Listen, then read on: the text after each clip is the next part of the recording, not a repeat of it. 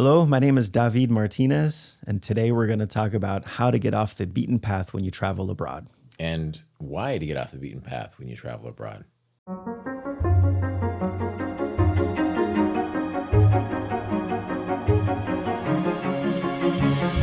I was in Paris this recently with my family, and my daughter, who's 11 years old, for some reason got it in her head that she needed to see Paris, that she needed to go to France. I don't know where she got this idea, how she got the idea, but she had posters of, pictures of the Eiffel Tower in her room. And so we worked it out to where our trip to Spain, we had a layover in Paris and we had a couple days there. But we're jet lagged and we're tired and we get to Paris. And I wasn't extremely excited about this. I've been to Paris before. I've done the Eiffel Tower. It's not something that, I'm dying to do. But in the process, or in this venture to get to the Eiffel Tower, nobody wanted to be there. My kids were all super tired. They're jet lagged. They just wanted to go back to the hotel. My wife also was like, well, what if we, and I kept saying, no, we're going to go do this. I dragged them, put them in line, because in the line to get to go up to the Eiffel Tower, if you're not in line, they won't give you a ticket. Like, you can't just be one person buying tickets for everybody else. So they're all like, hanging off the rails and stuff, just like really tired. But I dragged them up to the Eiffel Tower, to the very top. We got the pictures, and I did it all because this is the beaten path of traveling in, I want to say Europe, but let's be a little bit more specific and say, Paris, right? And I never want to go back. I never want to do this again. So what's funny though is that, as miserable as my kids were, they came back and now they tell stories about how, yes, I've been to the top of the Eiffel Tower, and I get angry now. And I say, you can tell that story, but you need to add at the end of that story, you need to say, thanks to Papa. And so now they do that. They say, we've been to the top of the Eiffel Tower, thanks to Papa. But that got me thinking about the way I used to travel, the joys that I got out of traveling. And I always tried to seek out the off the beaten path, right? There are certain things that you want to see, monuments and so forth.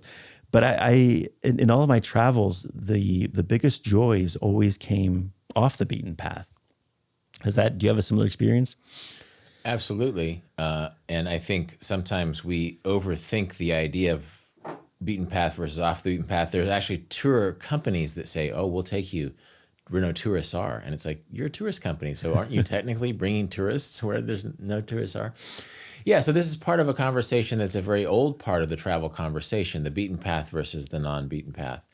And I think the beaten path is beaten for a reason. It's because there are these amazing places like the Eiffel Tower. And years ago, I wrote a book called Souvenir, and I researched in Paris, sort of the souvenir industry and its manifestations there. And I was in the same neighborhood where I taught at the time in the 5th arrondissement. It's miles, like to walk to the Eiffel Tower from that part of the 5th arrondissement is more than an hour. And I go in the souvenir shop, and like half the things for sale are Eiffel Tower things. It was in, what was the street? It's Rue Mouffetard. It's a famous place. Hemingway lived near there. Orwell lived near there. All these interesting aspects of Parisian history happened there that had nothing to do with the Eiffel Tower. And so I asked the owner of the store, why do you sell so many Eiffel Towers? And she's like, it's what people want to buy. I would sell Hemingway stuff or Orwell stuff or historical stuff pertinent to this neighborhood if people bought it, but people want to buy a souvenir of the Eiffel Tower. And so I think travel works in this world of shorthand, where you might have a super interesting experience off the beaten path in this, Senegalese fusion restaurant in the 20th arrondissement. But at the end of the day, that picture of you in front of the Eiffel Tower certifies that you were there. Yeah. And this is an geographically interesting place to talk about, because I've been going there for years. Last year I went there with my wife for the first time. And even though she's familiar with cities like Berlin and London, she was less traveled in Paris. And she can appreciate getting off the beaten path, but she really wanted to go to see the Eiffel Tower. And actually, I've come to enjoy, if not necessarily going to the top of the Eiffel Tower, hanging out at the Champ du Mars at the bottom of the Eiffel Tower, which is this big green space, this big park, just because so many of the people who go there are so excited to be there. And there's cooler neighborhoods, there's better food. The people who are selling champagne or cheese along that place are not selling good champagne or cheese. But it's just so exciting to be around people who are thrilled to be at the Eiffel Tower, be it the 80-year-old woman who's flying in from China and her life has changed so much, or the teenager from Iowa who's there on his study abroad trip and is just excited to be there. And so I think it's good to seek things off the beaten path, but not be too snobby about the beaten path itself, because again, yes. It's beaten for a reason, and there's a reason why your kids have a fond memory of that place. Yeah, I don't know why they wanted to go in the first place. I don't know where this came from, but it's interesting. It's fun to get the backstory, because we were there about a month apart from each other, I think, right? And you have this great picture. You were dancing with your wife, right? At the Eiffel Tower in the background, or in that area? Or? Well, we were dancing on the Seine. We weren't. There was no landmark there, but it was a very classic thing, dancing on the banks of the Seine. We weren't reinventing the wheel. We weren't the first people to do that, but it was such a beautiful moment to certify dance. It's the tango, which is technically an Argentine dance, but the way they do it in Paris is very specific. And so it was the beautiful picture that, of course, you're going to throw that one up on Instagram, because it was a great moment and it's a great picture. And similar, when my wife and I are looking through old pictures of Paris, the Eiffel Tower ones are remembered fondly, because that was a cool moment, even though we're salty travelers and we didn't need to go there, but it was cool to go there just the same. So yeah, in my case, it's a good memory, because we look happy, because if you smile for the picture, I'll get you this crepe, or get you some ice cream on the way home, or a lot of our pictures are like that, smile and we'll buy you ice cream. And so you see us happy in this picture, but they were miserable in that day. But, I think about a lot of the trips are sometimes motivated by some landmark or something that you really want to see. And I think that's fine. I think that, like you said, the beaten path is beaten for a reason. One example that I often give is Ha Long Bay, northern Vietnam, outside Hanoi. And it's swarming with tourists. I mean, just tons and tons of tourists, but there's a reason for that. You take this boat and you go out into these cliffs that are just, it's majestic and beautiful, and you spend the night out there. You can spend 2 nights depending on how much time you have. And it's one of the most incredible things I've ever done or experienced. But to get there, you had to, it was like a Black Friday kind of feeling, where you're like crowded and you're kind of moving through, and you have different stickers depending on what you paid and what tour group you're with. And you kind of have to like be pushed through basically until you get onto this boat, which is itself not super crowded, but you're not on a 2-person cruise. You're like, there are a lot of people on this boat, but it's so worth it. So yeah, I think you're right. The beaten path is beaten for a reason. Don't be too snobby about it. But at the same time, recognize that things are going to happen on the way to these landmarks. Things are going to happen on the way from the landmark that are going to be much more memorable, I think. Well, I think we have this phrase, bucket list. Yes. Which, until I researched my most recent book, it doesn't really go back much further than the 2007 movie of the same name. Now we all use it. It feels like it's been around forever, but actually that Jack Nicholson, Morgan Freeman movie it ushered that phrase into common parlance. Yeah. Wow, I did not know that. Huh. But it's this idea that there's a list of things that you want to do before you kick the bucket. And actually there's a travel aspect to that movie. But oftentimes we have our bucket list things. We want to go to Ha Long Bay. We want to see the Eiffel Tower. We want to see the Great Pyramids of Giza. We want to see Machu Picchu, which is a place that I went to, and it was amazing, even though it was full of tourists. But what we don't know is that those are like the celebrity aspect of geography. There's certain celebrities, people that everybody knows, and there's certain places that everybody knows. But at the end of the day, do you really want to hang out with Arnold Schwarzenegger? Actually, he'd probably be fun to hang out with. But at the end of the day, there's so much virtue that goes beyond the notoriety of a place or a person. And yeah, why are we so obsessed about celebrities? Well, in travel, they sort of give a framework to our travels. If we go to this, and this place on our bucket list, when we go back home, or even on our deathbed, we probably won't think about the actual Eiffel Tower or the actual Great Pyramids of Giza or Machu Picchu. It's going to be about that cool little back alley restaurant we ate in Cusco, or it's going to be wandering around semi-lost through the markets of Cairo. I think the great thing about the bucket list is that you can throw it out, or you can check it off and put your pictures on Instagram. But what you keep for yourself, those quieter memories, are what happened between point A and point B. Yeah. But you get to keep those with you. Yeah, I remember I did a trip through Europe. It was about a 2-month trip, and it was very much vagabonding. We were sleeping on the street and under bridges and so forth. And our big thing, my buddy and I, was arrive at the city. What's the monument? Go touch it, and then we're done. It's kind of like what you're saying, like check it off. So we'd go. I don't know if you could touch the Tower of Pisa, but I remember we went there and everybody's taking the picture with the holding it up, right? I don't think because they have it kind of roped off, for obvious reasons, right? If enough people touch it, it might actually fall over. But that's what we would do. We travel to these different cities. I remember we ended up in Paris, same thing. We touched the Eiffel Tower, and then you could move on. And the stories I tell from that trip have nothing to do with these landmarks, as you're saying. And I encourage students also. But you're right in that that bucket list, these places you want to visit, get you off the couch and get you in those spaces where you can have these meaningful experiences. You bring up the pyramids of Giza. My wife and I went there on our 3rd year anniversary. It was kind of like classic, right? 3 pyramids, even though there's more than that, but that's fine. Right. 3 big ones, right? And we took a picture with the 3, and it's our 3rd year anniversary. For a while, we were trying to keep up with it. Our 2nd year was in Burma, and 4th was in Madrid with the 4 towers.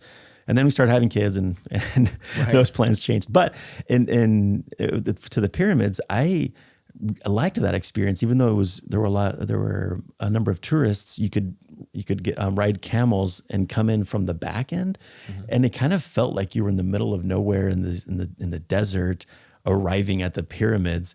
And that's another experience. Machu Picchu, another one. I did the Inca Trail, and it's another one that's again swarming with tourists, but so worth it, wouldn't you say? Machu Picchu, yes or no? Oh yeah. Well, okay, actually, I didn't even do the Inca Trail. I just did the normal train to the Aguas Calientes and then hiked up.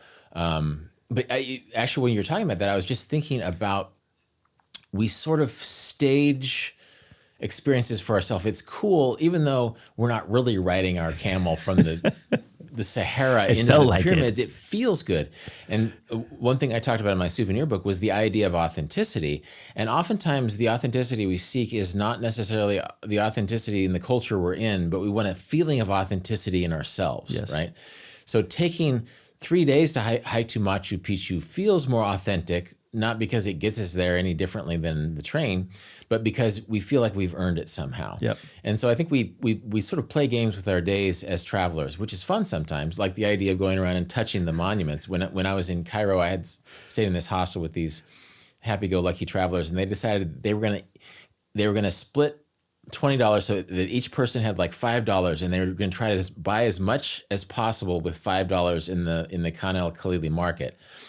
And which it sounds absurd, but they had a dynamic with that market that was off the beaten path, because basically they're like, what do you have for sale? Do you have anything that's broken, anything you aren't able to sell? And so basically they got to know these vendors in this charming way. They're like, yeah, here's this giant thing that broke a long time ago, and sure, you can have it for $1. I mean, it beats throwing it away.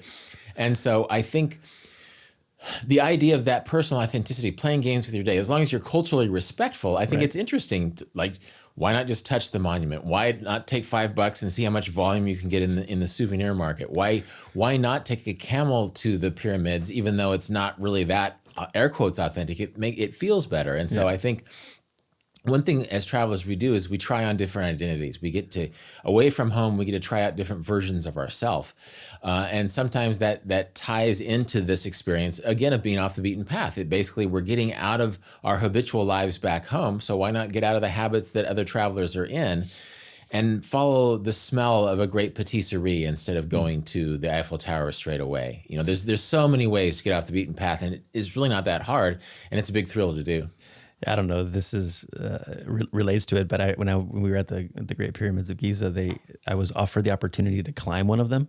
I was kind of half joking with the guide and said, "Hey, can I run to the top?" And he's like, "Give me $20 and you can go to the top," And it's like that's the version of touching it, I suppose. And I didn't do it because it felt a little bit disrespectful, and it felt like maybe I was gonna in some way add to the erosion that would later, I don't know. So I was trying to be ethical, but there's a part of me that kind of regrets it, my opportunity to climb to the top of the pyramid. But that brings, as you were talking, I was thinking about part of the appeal of the off the beaten path is to be different. I want and so there's on some level, I'm doing the same thing that everybody else has done, but mine needs to be a little bit different. Not everybody does the Inca Trail, although 500 people a day, so a lot of people do. But the vast majority do take the bus to Aguascalientes and then, hike up or even take a bus up, because you can take all the way to the entrance.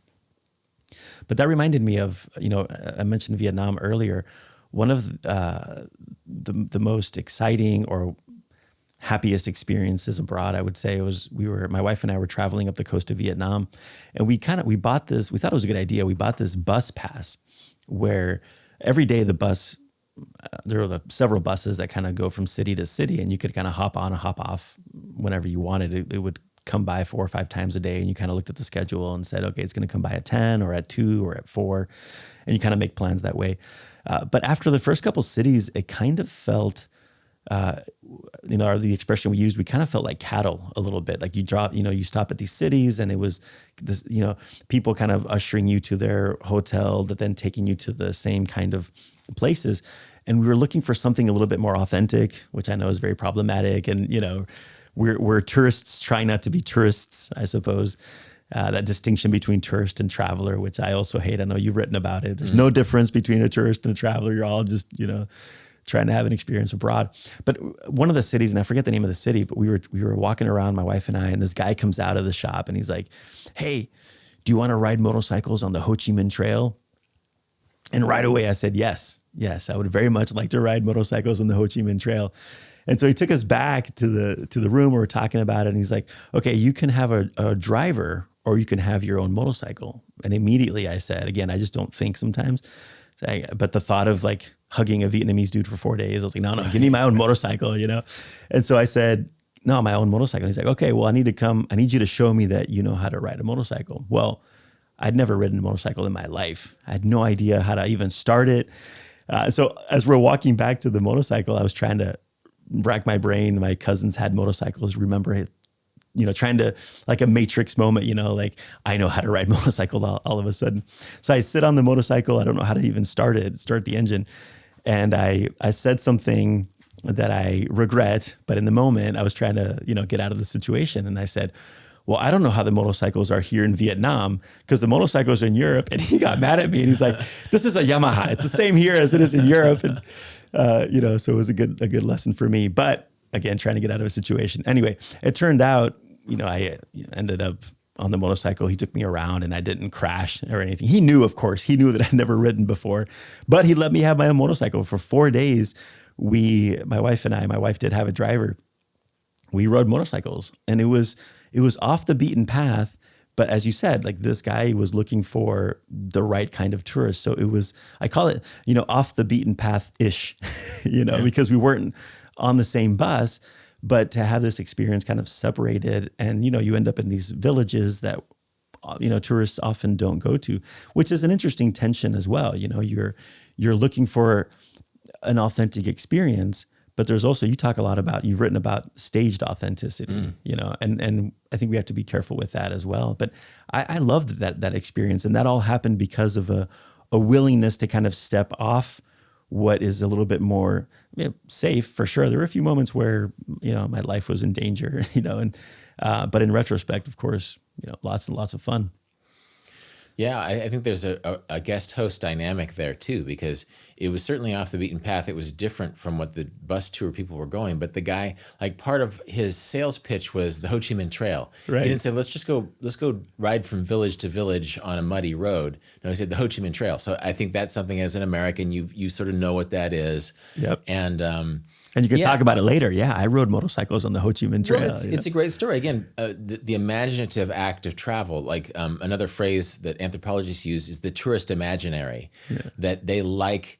You think about the story you're going to tell yourself, be it hiking into Machu Picchu or riding a camel into the pyramids or motorcycling on the Ho Chi Minh Trail. It's a better story. It's a better part of the tourist imaginary. And I think the tourist imaginary is fine as long as you're you are respecting the culture.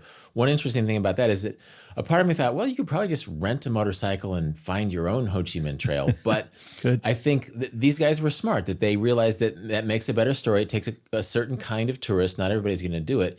But then they make a living that way. That in a way, you could be the dirtbag who's only paying exactly as much as the Vietnamese people on your own rental motorcycle. But he was able to create a cool adventure for you and your wife in such a way that without breaking your bank, he was able to make some good money and feed his family. And so that dynamic is interesting. And one benefit of getting off the beaten path is that you're spreading that tourist wealth a little bit.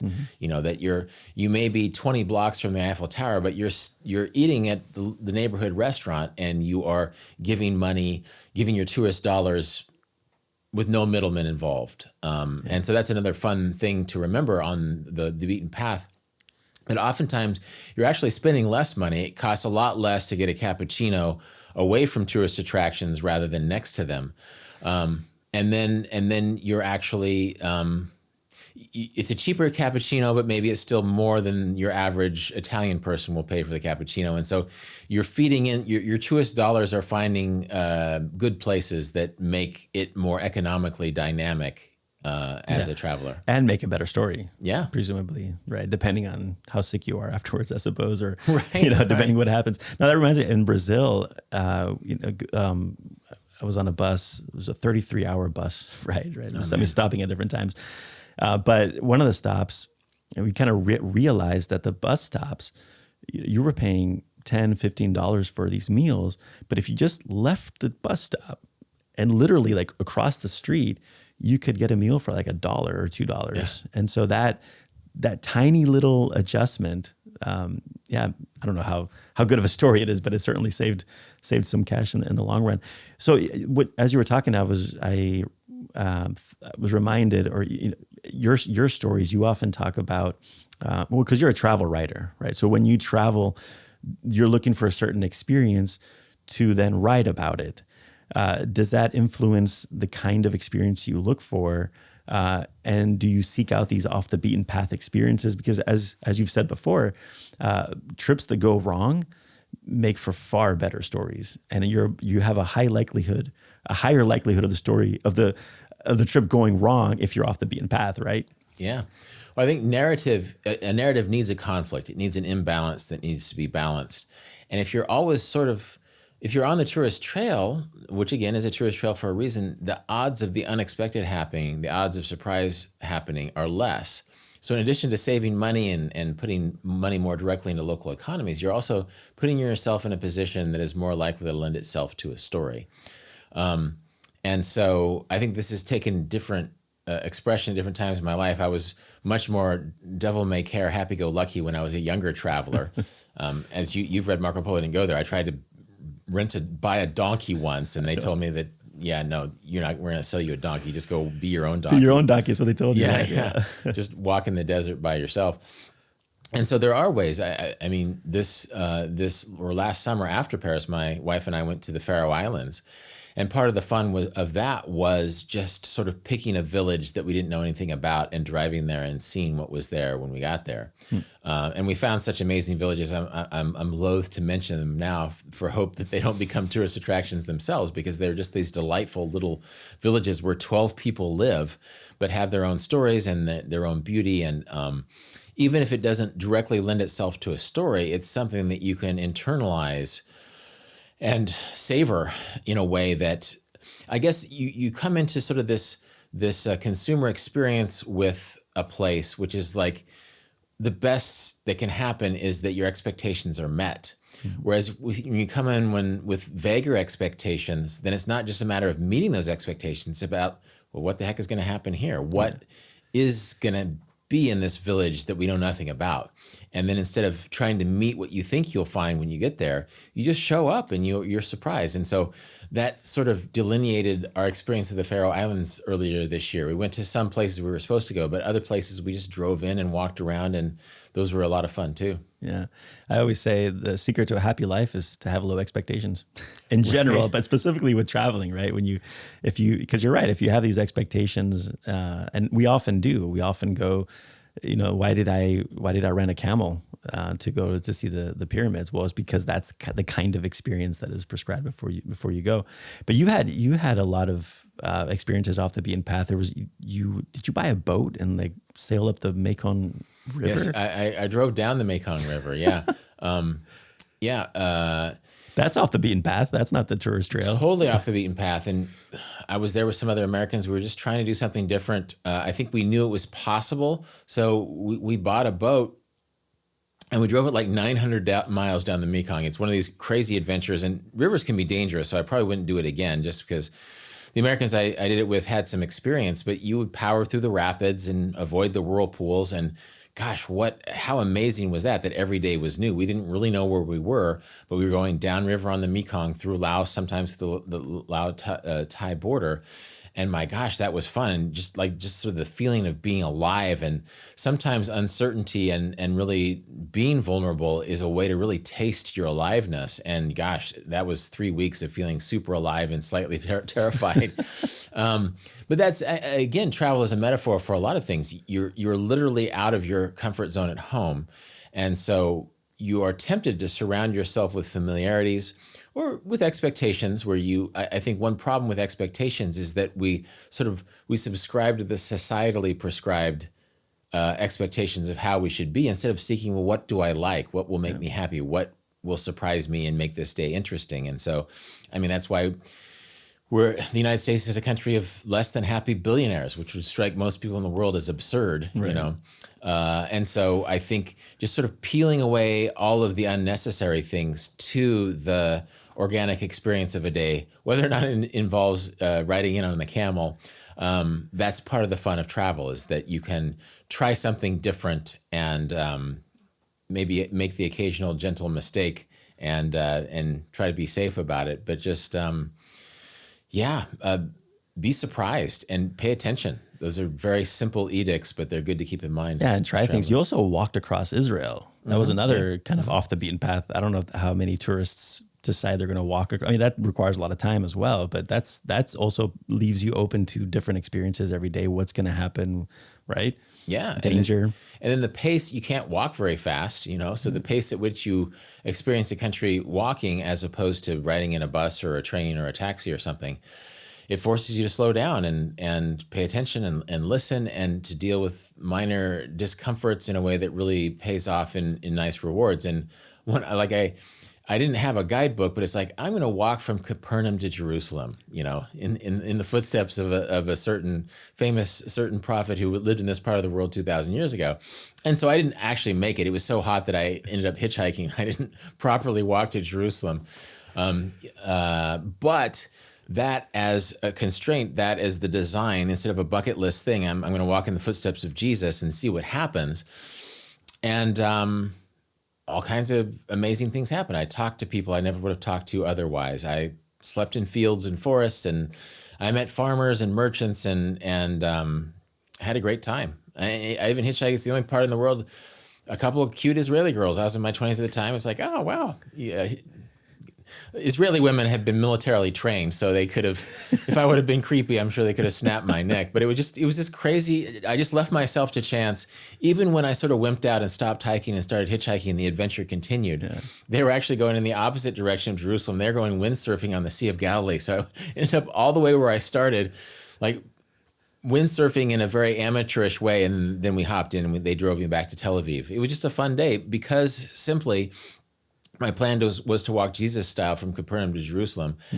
I sort of failed on that adventure, but had an interesting time anyway. I don't know if I'd see that as a failure. That's part of the adventure, right? Is I'm gonna set out on this. This is kind of the goal, but the goal itself is kind of a gimmick in that it gets you there, it gets you out, and then you as you said often, let the trip happen to you. The trip happened to you. You had this incredible story of wind sailing in the Galilee. Sea of Galilee. Yeah, that's awesome. We've talked a little bit about you mentioned your book, Marco Polo Didn't Go. It's one of my favorite books that you've written, because it's very much your stories. And what I love about it is you have a little bit of a kind of a self-deprecating humor. You make fun of yourself a little bit. You tell the story of how you were drugged in Turkey, I think it was, right? And then and one of my favorite stories is the storming the beach, which I know you've you've written elsewhere as well. But the storming the beach in particular, because there's just so many layers to that, right? This is the set of the movie The Beach by Leonardo DiCaprio, which, by the way, I love that movie. Okay. I love the first 40 minutes of the movie, maybe. Right. There's some great nuggets of knowledge. Dark. It does get dark a little, but there's, especially at the beginning when he's traveling and he gets to Thailand and, and he sees these people kind of playing Game Boy, I think at the time, right? And watching movies. And he has this great quote about how, look, we all travel thousands of miles to do the exact same thing we do at home. And this has got lots of little nuggets there. Anyway, but so you stormed this beach, and we've talked before where you've said that he was very protected in the set, right? Like nobody could touch him. He was kind of nervous, I guess, being there. Leonardo DiCaprio, that is, which is interesting because that's like opposite of his character. But so you decide to storm this beach. Which is basically sneaking into the movie set. That's a fancy way of saying I was going to sneak into the movie set. Right, but why?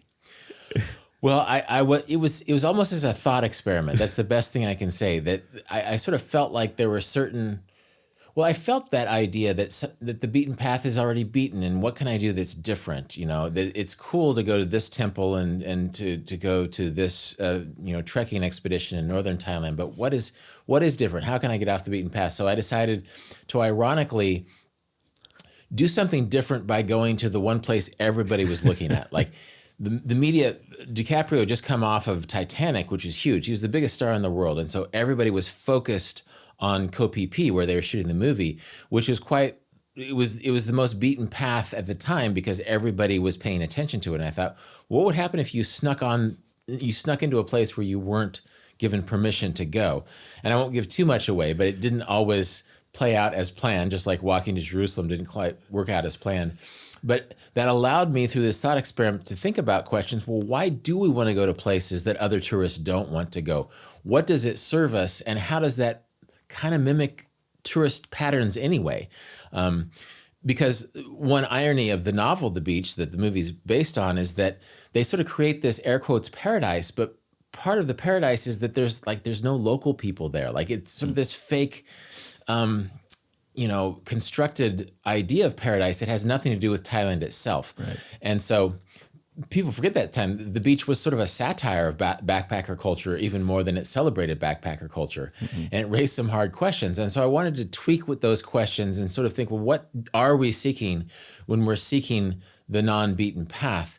And to this day, people love that story. Bill Bryson chose it for Best American Travel Writing in 2000. Gosh, 23 years ago. But to this day, people are tickled by that, in part because it has a celebrity in it, but also because I did something goofy and weird and decided to try and philosophically make sense of it on the page. Yeah, well, that's my sense with a lot of your stories is like you set out on this plan that doesn't really have a good reason necessarily. Like it's more of, I want to see if this is possible and I want to see what happens. And in a lot of ways, similar ways, I think I have also tried kind of similar types of adventures where you arrive somewhere and then you see what happens. And I think that's a beautiful way to get off the beaten path. Again, we're talking a lot about the beaten path. The beaten path is beaten for a reason. You should visit these places, but there's so much out there that's going to be beautiful and amazing that's off this beaten path. And here are some ways that you can do it. That's a great refrain. I'm not the originator of this, but let's go see is a good mantra to have as a traveler.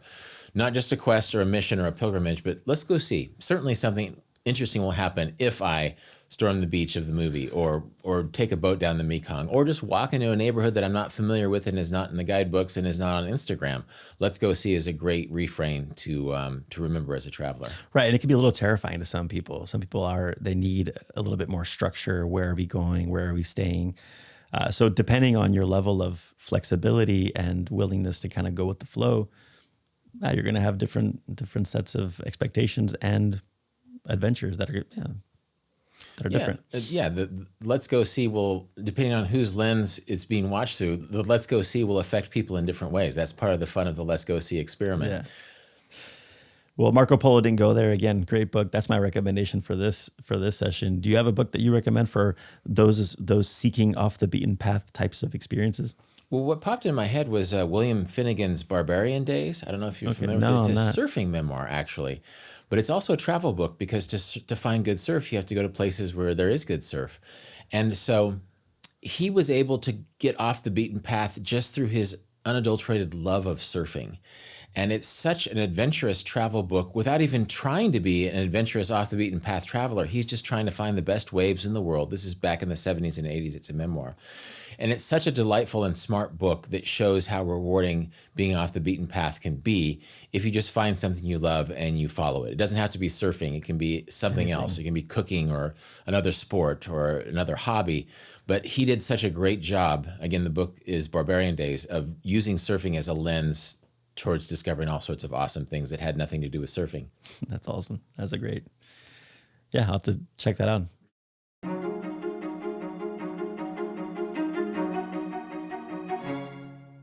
Should we spin the globe? Let's spin the globe. Let's spin the globe. Here we go. I'm